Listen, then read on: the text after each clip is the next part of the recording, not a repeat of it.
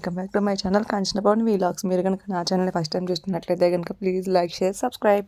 ఈరోజు అయితే కనుక దోసకాయ పచ్చి చేపల కూర కనుక పాన్ పెట్టేసుకుని పాన్లో ఆయిల్ హీట్ చేసుకుని చాప్ చేసి పెట్టుకున్న ఆనియన్స్, మిర్చి అండ్ కొంచెం కరివేపాకు, పసుపు అండ్ వేయించుకొని బాగా వేయించుకోవాలి. సో ఆనియన్స్ కూడా బ్రౌన్ కలర్ వచ్చేంత వరకు కూడా వేయించుకోవాలి. అందులో అయితే కనుక కొంచెం ఉప్పు వేసేసుకుంటే ముందే మగ్గిపోతాయి ఆనియన్స్ అనేది. సో అందులో అయితే కనుక కొంచెం లైట్గా అల్లం పేస్ట్ పచ్చివాసన పోయేంత వరకు, తర్వాత అయితే కనుక ఫిష్ పీసెస్ అనేది వేసేసేయాలి. ఇవైతే కనుక చిన్న చేపలని, సో అందుకే చిన్నగా ఉన్నాయి. ఇవన్నీ వేసేసిన తర్వాత అయితే కనుక కొంచెం కలుపుకోవాలి. అంటే కొంచెం మగ్గేంత వరకు కూడా కలిపామన్నాం కండి, కలపకూడదండి, పీసెస్ అనేది ముక్కలు అయిపోతాయి. అందులో అయితే కనుక ముందే దోసకాయ ముక్కలు అనేది ఉడకబెట్టుకొని పక్కన పెట్టుకోవాలి. అవి తీసుకొచ్చి ఇందులో వేయాలండి.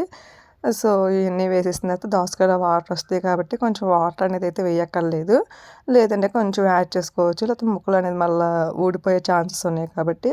సో ఇలా వేసిన తర్వాత అయితే కనుక అందులోనే కొంచెం కారం, ఉప్పు ముందు వేసాం కాబట్టి ఇప్పుడు కొంచెం టేస్ట్ చూసుకుని అయితే కనుక ఉప్పు వేసుకోవాలి. సో ఈ రెండు వేసుకుని లైట్గా వాటర్ యాడ్ చేసుకుని అయితే కనుక బాగా మిక్స్ చేసుకోవాలి. పీసెస్ మాత్రం ముక్కలు అవ్వకుండా కలుపుకోవాలి.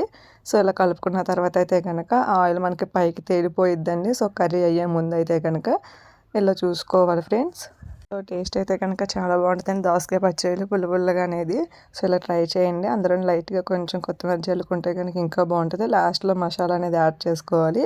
సో మీరు కూడా మీ ఇంట్లో ఎలా వంట చేస్తారో లేదా అని కామెంట్ సెక్షన్లో కామెంట్ చేసేయండి. సో ఇలా కూడా ఒకసారి ట్రై చేయండి, చాలా బాగుంటుంది. సో మీ ఇంట్లో ఏం వంట చేశారో కూడా కామెంట్ చేయండి ఫ్రెండ్స్. ఇలా కర్రీ చేస్తే కనుక చాలా టేస్ట్ ఉంటుందండి. అందరూ అయితే కనుక దోసకాయ పచ్చడి కూర ఏం బాగుంటుందిలే అనుకుంటారు, కానీ చాలా బాగుంటుంది. సో ఇక్కడ మసాలా అనేది యాడ్ చేసేసాను లాస్ట్లో.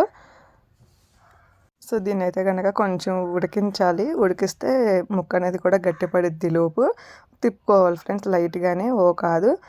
సో మీరు కూడా ఇలాగే పచ్చి చేపలతో కూర వండుతారు, లేదంటే ఎండి చేపలతో కూర వండుతారు. ఎండి చేపలు అయినా చాలా బాగుంటుందండి, కానీ ఎండి చేపలు అంత టేస్ట్ ఉండవు పచ్చి చేపలు కానీ. అయితే కనుక చాలా టేస్ట్ ఉంటాయి. సో అందుకే ఎండి చేపలతో కానీ ఇలాగని ట్రై చేయండి, చాలా బాగుంటాయి.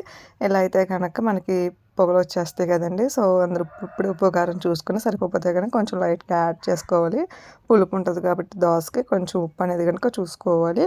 సో ఇలా అయితే కనుక మేము ఈరోజు అయితే కనుక కర్రీ చేసాం. మరి మీ ఇంట్లో ఏంటో కనుక కామెంట్ చేసేయండి ఫ్రెండ్స్. So bye friends.